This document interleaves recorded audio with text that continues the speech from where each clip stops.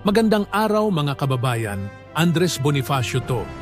Alam kong marami sa inyo ang naniniwala na ako ang nararapat na maging unang pangulo ng ating bansa.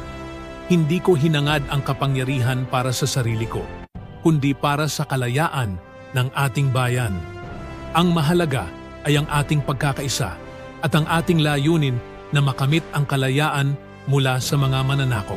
Si Emilio Aguinaldo man o ako, ang tunay na tagumpay ay nasa ating pagkakaisa at patuloy na pakikibaka para sa kalayaan at kasarinlan ng Pilipinas. Ang ating laban ay hindi para sa titulo, kundi para sa ating bayan. Kaya't hinihikayat ko kayong lahat na magkaisa at magtulungan. Ang ating tagumpay ay hindi nakasalalay sa iisang tao, kundi sa ating lahat na nagkakaisa para sa iisang layunin. Ang ating kalayaan ay bunga ng ating sama-samang pagsisikap at sakripisyo. Patuloy tayong lumaban para sa ating mga karapatan at kalayaan. At huwag nating kalimutan na ang tunay na tagumpay ay nasa ating pagkakaisa at pagmamahal sa ating bayan.